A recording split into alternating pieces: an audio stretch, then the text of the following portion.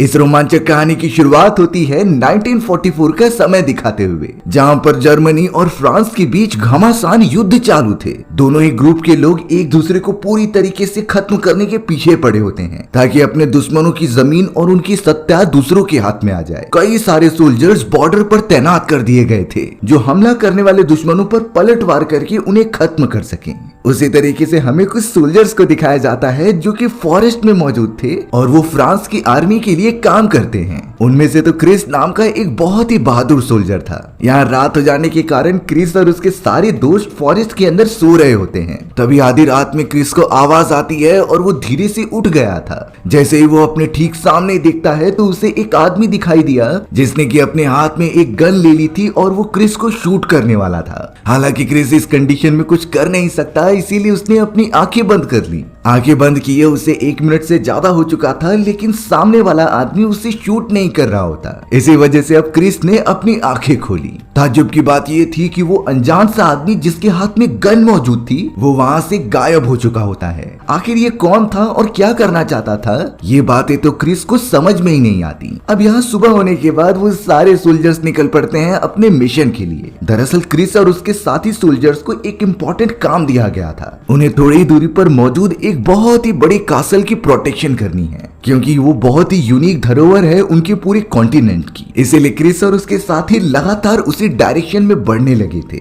लेकिन तभी उन्हें जीप के अंदर कुछ जर्मन सोल्जर्स दिखाए जाते हैं जो लगातार उनकी टेरिटरी में घुसते जा रहे थे। इसीलिए अब उन सारे सोल्जर्स ने एक ट्रैप बिछाया और कई सारे माइंस जमीन के अंदर गाड़ दिए थे, जिससे कि वो सारे जर्मन सोल्जर्स अपनी जीप लेकर जब वहां से जाते हैं तो उनके ऊपर काफी बड़ा धमाका हो गया था। इस धमाके के अंदर जीप में मौजूद सारे सोल्जर्स घायल हो जाते हैं। क्रिस तो अपने साथियों के साथ जाकर उन सभी लोगों को बेरहमी से मार देता है, क्योंकि यही उनका काम था। वो अपने दुश्मन पर इस तरीके से रहम नहीं दिखा सकते थे। अब वो सारे लोग ये चीजें भुलाकर अपने रास्ते में आगे बढ़ने लगे। तभी उन्हें कुछ आम लोग दिखाए जाते हैं जो कि इन सारे वॉर से डरकर छुपे हुए थे। दरअसल ये सारे लोग फ्रांस के ही होते हैं और यहाँ चारों तरफ जंग होने के कारण उन सभी का घर डिस्ट्रॉय हो चुका है, जिसकी वजह से वो रहने के लिए एक सेफ जगह ढूंढ रहे थे। क्रिस तो उन सारे लोगों की जाकर मदद करता है और उन्हें एक शेल्टर प्रोवाइड करता है, जिसके बाद वो सारे सोल्जर सीधा निकल पड़े थे उस बड़े से कासल के पास। वो सच में बहुत ही खूबसूरत और यूनिक कासल लग रहा होता है, जिसकी शायद तुलना 7 वंडर्स से की जा सकती थी। अब यहाँ पर अपना काम करने के लिए क्रिस और उसके साथी अंदर तो चले जाते हैं, लेकिन वहाँ पर एक गार्ड सो रहा था, जिससे कि वो उठाकर कहने लगे कि हम सब यहाँ पर प्रोटेक्शन के लिए आ चुके हैं, इसीलिए अगर तुम्हें जाना है तो तुम यहाँ से जा सकते हो। सभी लोग तो एक एक करके अब अंदर आ जाते हैं, लेकिन वो सोल्जर जिसे कि जाने की परमिशन दे दी गई थी वो बहुत ही जल्दी अपना सामान इकट्ठा करता है और यहाँ से जाने की कोशिश करता है। इसी वजह से क्रिस उस सोल्जर से पूछने लगा कि तुम इतना जल्दबाजी क्यों कर रहे हो। तब जाकर उस सोल्जर ने बताया कि मुझे लगता है कि इस घर के अंदर कुछ तो है, वो चीज हमें यहाँ पर रहने नहीं देती और जाने पर मजबूर कर देती है। अब वो चीज क्या थी उसके बारे में इस सोल्जर को भी नहीं पता था। वो तो सीधा यहाँ से दूर चले जाता है। अब क्रिस और उसके सभी साथी इस पूरे कासल की छानबीन करने लग जाते हैं और खुद जाकर कंफर्टेबल होते हैं, क्योंकि उन्हें यहाँ पर कई सारा समय बिताना था। अब यहाँ क्रिस का एक दोस्त जिसका नाम बेन होता है वो एक पियानो के पास आ गया था। दरअसल वो सारे सोल्जर्स एक एक करके सारे कासल को चेक कर रहे थे कि यहाँ पर कोई दुश्मन तो नहीं छुपा हुआ है। बेन तो जब पियानो के पास गया तो उसे जाकर बजाने लगा। हालांकि पियानो की आवाज बहुत ही सुरीली आ रही होती है, लेकिन तभी अचानक उन्हें एक और आवाज आने लगी जो बहुत ही ज्यादा इरिटेटिंग थी। बेन के पियानो बजाना बंद करने के बावजूद भी वो आवाजें लगातार आती ही जा रही थी। क्रिस और उसके सभी साथी इस बात से बहुत ही ज्यादा परेशान हो गए। हालांकि थोड़ी देर बाद ये आवाज बंद हो जाती है,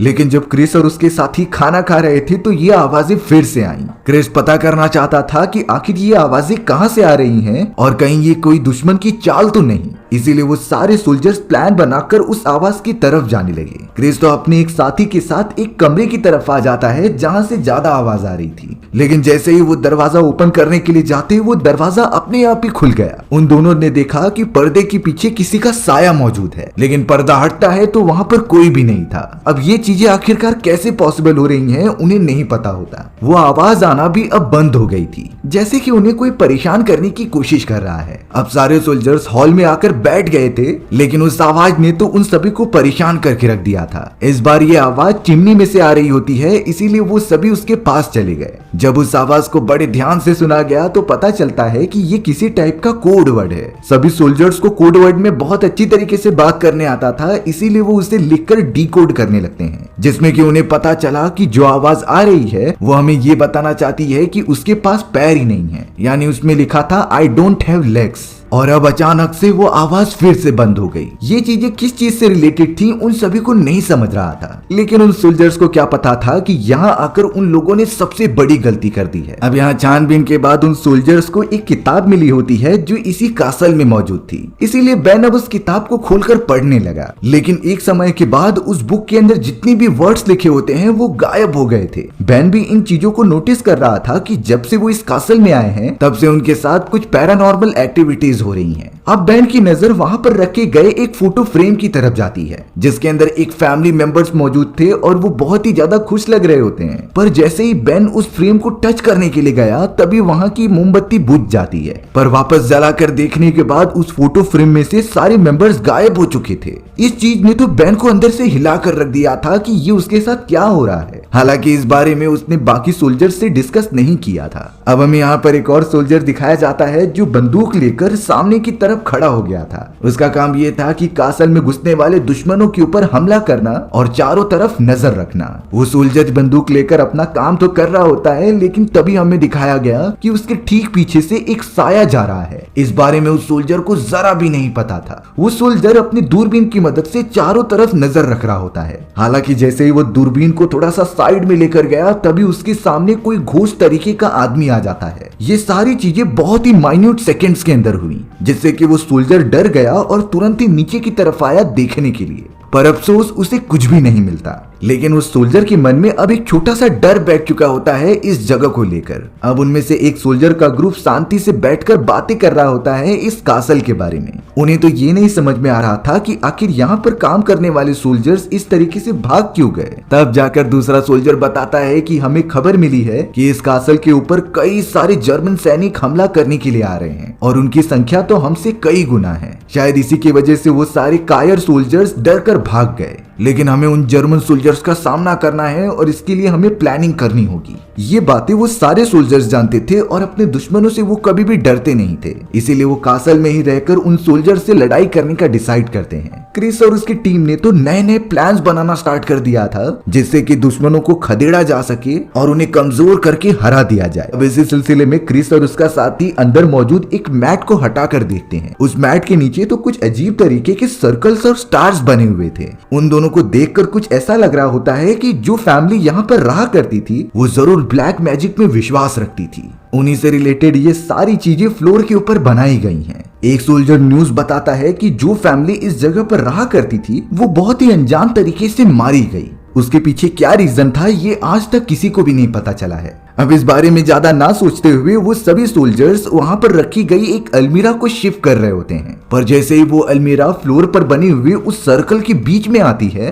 तो उसका दरवाजा अपने आप ही बंद हो जाता है। उस दरवाजे के अंदर एक सोल्जर का हाथ फंस गया था, जिससे कि उसे बहुत ज्यादा दर्द हो रहा होता है। सोल्जर ने तुरंत ही अपना हाथ बाहर निकाला, जिससे कि उसकी सारी उंगलियां टूट चुकी थी। लेकिन बाकी सोल्जर्स इसे एक हादसा समझकर भुला देते हैं। उन्हें बिल्कुल अंदाजा नहीं था कि उन लोगों ने उस अलमीरा को बीच में रखकर क्या कर दिया है। वहीं अब क्रिस, बेन और बाकी सोल्जर्स रेडियो पर जर्मन सैनिकों के बारे में पता लगा रहे होते हैं, क्योंकि उन्हें जानना था कि उनका स्टेटस क्या है और उसी हिसाब से वो खुद को प्रिपेयर कर पाएंगे उनसे लड़ाई के लिए। हालांकि थोड़ी देर तक न्यूज चल रही थी, लेकिन तभी अचानक उसके अंदर से एक लेडी की आवाज आने लगी। वो लेडी तो बहुत ही अजीब आवाज में कुछ बातें कर रही होती है जो उनकी रीजनल लैंग्वेज बिल्कुल भी नहीं थी, यानी कि वो सिर्फ कोडेड भाषा में बात कर रही होती है। अब उस कमरे की सारी रोशनी जाने लगी थी, जिसके बाद उन सोल्जर्स को रियलाइज हो जाता है कि जरूर ये घर हॉन्टेड है, क्योंकि शुरुआत से ही वो जिस तरीके से नोटिस कर रहे थे उनका कंक्लूजन यही निकलता है। वो सारी आवाजें अब अचानक काफी ज्यादा तेज हो गईं, जिसकी वजह से बेन उन आवाजों को समझकर डिकोड करता है और एक बुक के ऊपर लिखता है। बेन और बाकी सोल्जर्स ने पाया कि उस कोड का मतलब है आई एम कमिंग, यानी कि मैं आ रही हूँ। अब ये कौन था उन्हें बिल्कुल भी नहीं पता।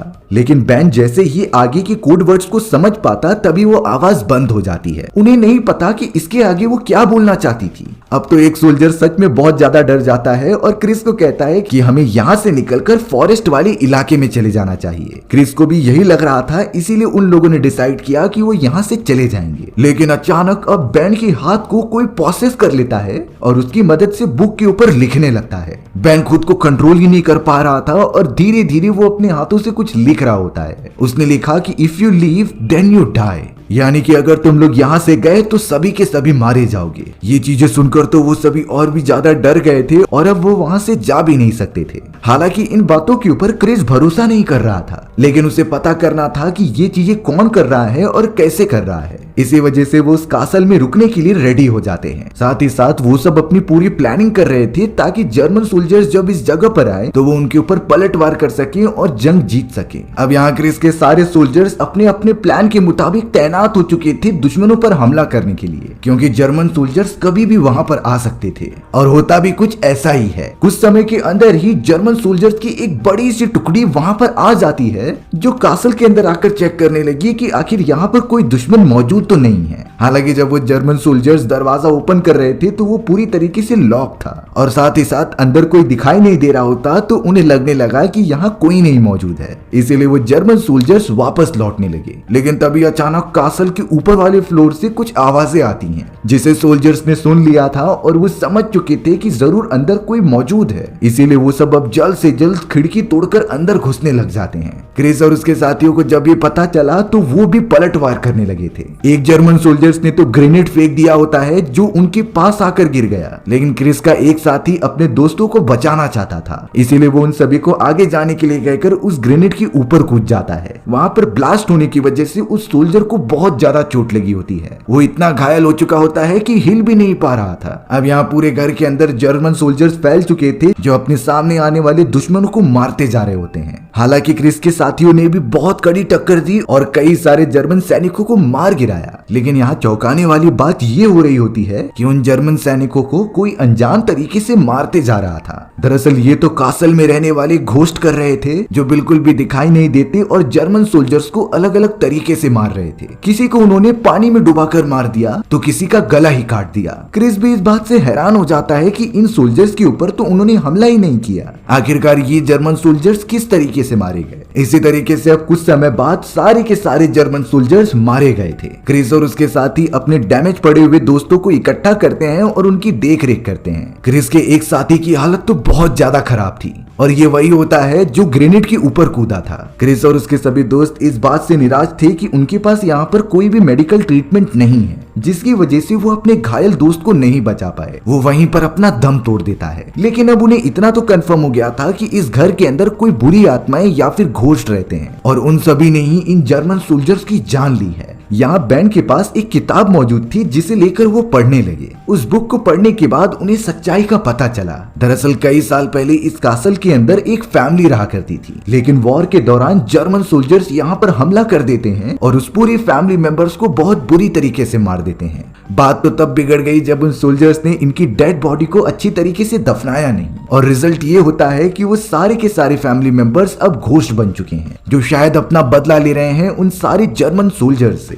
वो सारे सोल्जर्स तो अब और भी ज्यादा सबूत इकट्ठा करने के लिए पूरे कासल में घूमने लगे थे। एक सोल्जर को तो इन्वेस्टिगेशन के दौरान एक और किताब मिली होती है, लेकिन उस किताब के अंदर कुछ भी लिखा नहीं होता। वो पूरी तरीके से ब्लैंक थी। थोड़े ही देर में क्रिस की पूरी टीम इकट्ठा होती है और वो डिस्कस करने लगी कि उन्हें जल्द से जल्द यहाँ से निकल जाना चाहिए, क्योंकि ये जगह बहुत ही ज्यादा हॉन्टेड है और उनके लिए खतरनाक हो सकती है। लेकिन क्रिस कह रहा था कि हमें एक अच्छा काम करके जाना चाहिए। वो सारे फैमिली मेंबर्स जो अब घोस्ट बन चुके हैं, हमें उनकी डेड बॉडीज को रीति रिवाजों के साथ दफनाना होगा ताकि उनकी आत्मा को शांति मिल सके। पर बाकी सोल्जर्स तो इन सारी चीजों के अगेंस्ट लग रहे थे। उन्हें अपनी जान बहुत ज्यादा प्यारी थी, इसीलिए वो कहते हैं कि हमें यहाँ से जाना चाहिए। तभी यहाँ पर क्रिस एक सोल्जर के हाथ में किताब देखता है। उसने तो किताब मांग ली और उसे पढ़ने लगा, तो फिर हमें पता चला कि किताब के अंदर अब बहुत सारे वर्ड्स लिखे हैं, क्योंकि पहली बार जब दूसरे वाले सोल्जर ने उसे उठाया था तब बुक के अंदर कुछ भी नहीं लिखा था। पर बेन ने वो किताब वापस ले ली और कहने लगा कि हमें यहाँ से निकलना होगा, तुम ये किताब बाद में भी पढ़ सकते हो। इसी वजह से क्रिस को अपने साथी सोल्जर्स की बात माननी पड़ी और वो अपने सारे मरे हुए साथियों को दफना कर वहाँ से निकल जाते हैं। क्रिस की पूरी टीम अब वापस से पहाड़ी वाले इलाकों में पहुंच गई थी। जैसे ही वो थोड़ा सा आगे बढ़ते हैं तभी उनके सामने वही लोग दिखाए गए जो बेघर थे और यहाँ से वहाँ घूम रहे होते हैं। क्रिस ने तो उस लेडी को भी देखा जिसके ऊपर उसने अपना कोट डाला था। फिलहाल के लिए सोल्जर्स उन लोगों को डिस्टर्ब किए बिना अपने दूसरे रास्ते पर चले जाते हैं। अब यहाँ पर वो सभी फॉरेस्ट के बीचों बीच थे और काफी ज्यादा रात हो चुकी थी, इसीलिए क्रिस और उसकी टीम ने डिसाइड किया कि वो इसी जगह पर रुककर एक रात गुजारेंगे। और ये वही सीन होता है जहाँ पर कहानी की शुरुआत में क्रिस को वो अनजान आदमी दिखाई दिया था जिसने की गन ली होती है और वो उन सभी को शूट करने के लिए आगे बढ़ रहा था।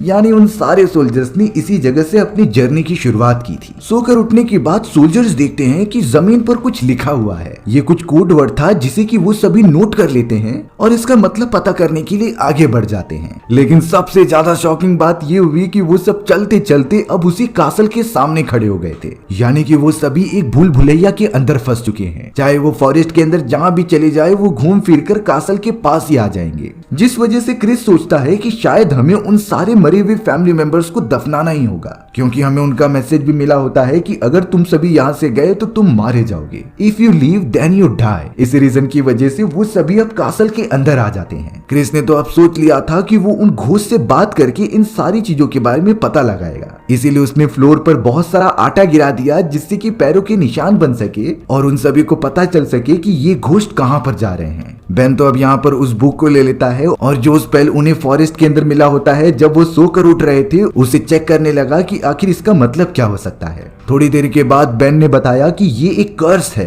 जो कि बुरी आत्माएं नॉर्मल इंसानों को देती हैं। उसका मतलब ये था कि अगर तुम बुरी आत्माओं को अपने ऊपर हावी होने दोगे तो वो तुम्हें बेबस बना देंगी और बुरे काम करने पर मजबूर करेंगी। जब तक तुम अपने अंदर की बुराई को खत्म नहीं करोगे तब तक अच्छी चीजें तुम्हारे साथ नहीं हो सकती। अब क्रिस और उसके साथियों ने चारों तरफ आटा फैला दिया होता है, जिसके बाद वो सभी बैठ गए थे उन आत्माओं से बात करने के लिए। थोड़ी देर के अंदर अंदर अब उनके ठीक सामने पैरों के निशान बनने लग जाते हैं, जिससे उन्हें अंदाजा हो गया था कि वो खतरनाक आत्माएं आ रही हैं। क्रिस तो उनसे बातें करने की कोशिश भी करता है, लेकिन तभी अचानक उसके सामने एक बहुत ही खतरनाक घोस्ट आ गया और क्रिस को पकड़कर अपने साथ लेकर जाने लगा। बाकी सभी सोल्जर्स क्रिस की मदद करने के लिए चले जाते हैं और उसे दूसरे कमरे में से पकड़कर वापस लेकर आ जाते हैं। क्रिस की हालत बहुत ज्यादा खराब थी और बाकी सोल्जर्स को एक अजीब तरीके के विजन्स आ रहे होते हैं, जिसमें कि उन्हें एक अजीब तरीके के कमरे के बारे में बताया जा रहा था। इसी वजह से वो सोल्जर्स उस कमरे के अंदर चले गए और वहां पर उन्हें उसी फैमिली की डेड बॉडीज दिखाई देती हैं। क्रिस के कहने पर सोल्जर्स बिल्कुल भी देरी नहीं करते और उन सारी डेड बॉडीज को लेकर बाहर जाके जमीन के अंदर दफना देते हैं, जिससे कि उन आत्माओं को शांति मिल सके और ये घोस्ट उन्हें परेशान ना करे। लेकिन जब यहाँ पर क्रिस और बेन वो बुक चेक करते हैं तो उसमें लिखी गई लैंग्वेज बदल गई थी। पढ़ने के बाद ये पता चला कि ये एक अफगानी लैंग्वेज है और जरूर ये फैमिली अफगानिस्तान से बिलोंग करती होगी।